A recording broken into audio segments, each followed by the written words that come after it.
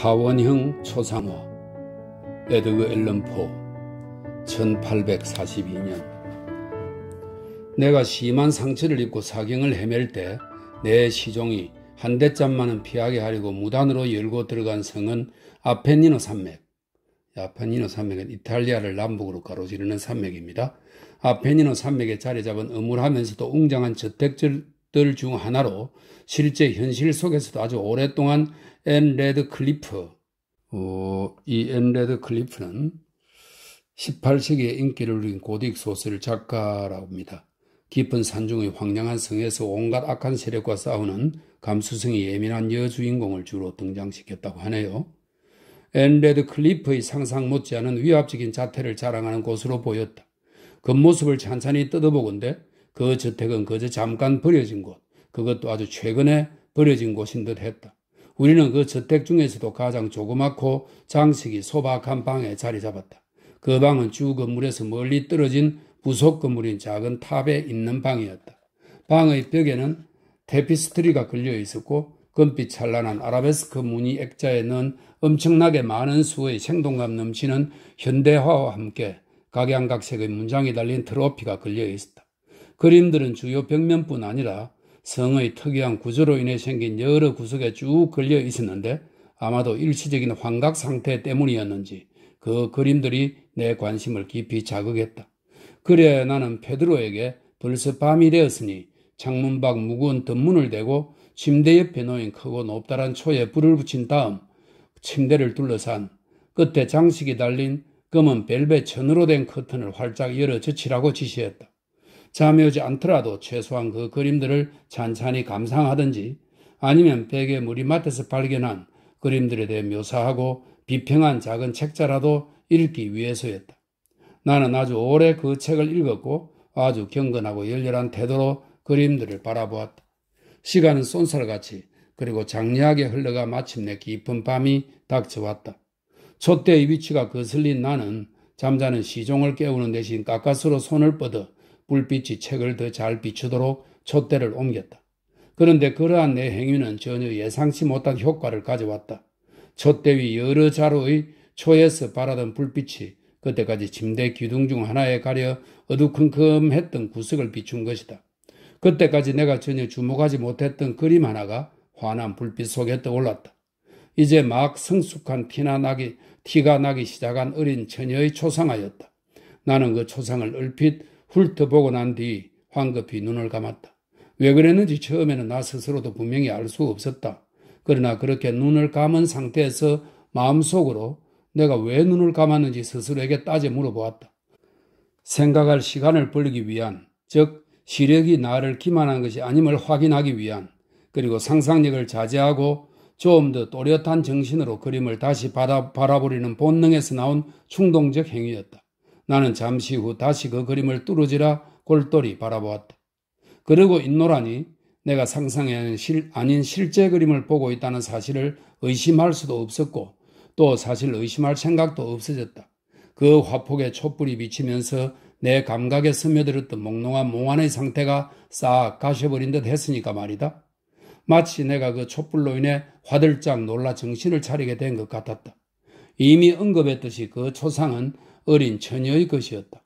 어깨와 머리 부분만을 전문용어로 비네트라고 부르는 방식으로, 이 비네트는 배경을 흐릿하게 그려 그림과 액자 사이가 불분명한 상반신 초상을 말합니다.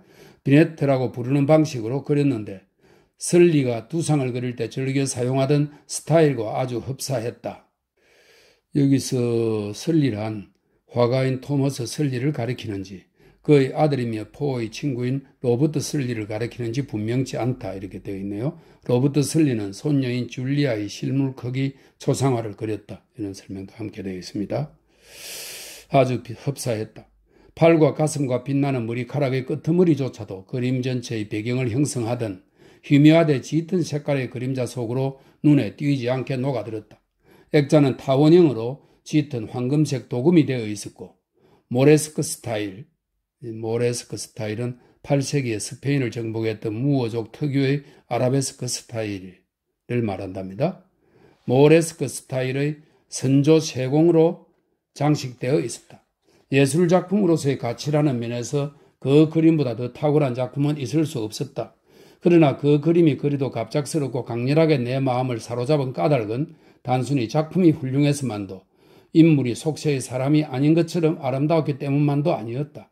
반쯤 몽롱한 상태에 있다가 깨어난 직후였던 내 상상력이 그림 속의 얼굴을 진짜인 것으로 오해했을 가능성은 더더욱 없을 것 같다. 구성과 비네트 방식 그리고 특별한 액자로 인해 만일 그런 생각이 들었더라도 드는 즉시 사라졌으리라는 것, 그리고 순간적으로라도 그런 생각을 할 수는 결코 없었으리라는 것을 나는 즉시 깨달았다. 이런 생각에 곰곰이 잠겨 나는 아마 1시간 정도를 반쯤은 앉아서 그리고 반쯤은 비스듬히 누운 채 시선을 그 초상화에 고정시키고 있었다. 그러다 마침내 그 초상화가 내게 미친 효과의 진정한 비밀이 어디에 있는지를 알아채고 만족해서 침대 깊숙이 벌러덩 누웠다. 그 초상화의 마력은 거기 그려진 표정의 절대적인 사실성에 있었다. 처음엔 초상화가 너무나 진짜 같아서 놀랐고 궁극적으로는 그 그림에 압도당해 혼란스럽고 오싹한 느낌까지 들었던 것이다. 나는 진지하고 경건한 태도로 촛대를 제자리에 되돌려 놓았다. 그렇게 내게 심각한 심리적 동요의 원인을 제공한 그림을 시야에서 차단한 뒤 나는 그 방에 있는 그림들과 그 역사를 논하는 책을 호기심에 가득 차서 집어들었다. 타원형 초상화에 대한 묘사가 있는 쪽을 편 나는 다음과 같은 애매하고도 기이한 묘사를 발견했다. 그녀는 탁월하게 아름다운 처녀로 아름다운 모습만큼이나 성격도 밝고 활달했다. 그녀가 한 화가를 만나 사랑에 빠져 그와 결혼하기까지 기다리던 시간은 그녀에겐 재앙의 시간이었다. 화가는 열정적이고 부지런하며 엄격한 성격인데다 이미 미술이라는 신부가 있었다. 너무나 아름다운 데다 미모만큼 성격도 밝고 활달한 그녀, 온통 밝은 미소로 넘치며 어린 사슴처럼 까불거리며 뛰놀기를 좋아하는 그녀, 세상 모든 것을 사랑하고 소중히 여기는 그녀, 그녀가 유일하게 미워한 대상은 자신의 경쟁자인 미술이었다. 그리고 사랑하는 사람의 눈길을 그녀로부터 앗아간 팔레트와 붓과 다른 심술궂은 화구들이 그녀가 무서워한 유일한 대상이었다. 따라서 화가가 어린 신부인 그녀의 초상을 그리고 싶다고 말했을 때 그녀는 그 말만 듣고도 소름이 끼쳤다.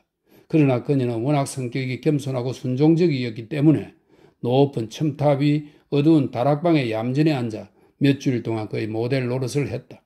그 방은 빛이 머리 바로 위에서만 조금씩 창백한 화폭 위로 내리 퍼지도록 설계되어 있었다.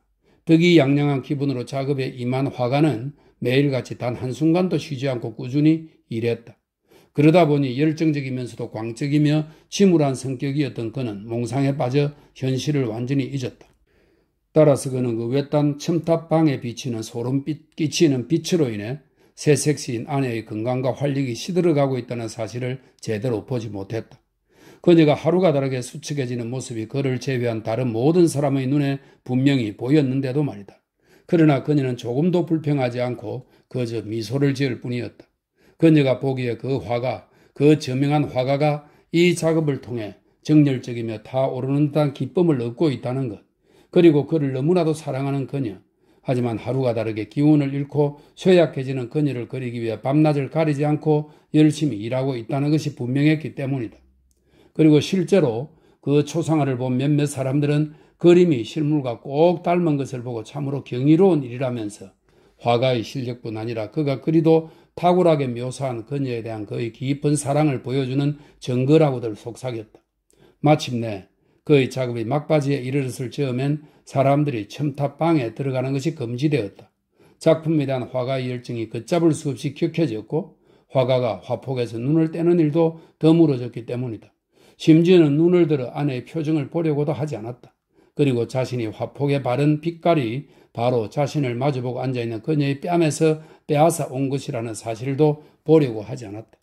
그렇게 몇 주가 지난 뒤 이제 입술 위로 한 번만 붓질을 더하고 눈 위로 물감을 10개 한 번 더 칠하는 일만이 남았을 때 아내의 영혼은 등불의 심지 위에서 간당거리는 불꽃처럼 다시 한번 잠시 풀럭였다.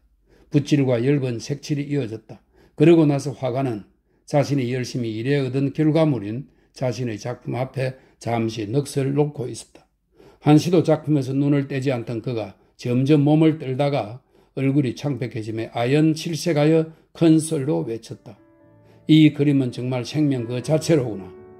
그리고 곧바로 몸을 돌려 아내를 바라보았는데 그녀는 죽어 있었다.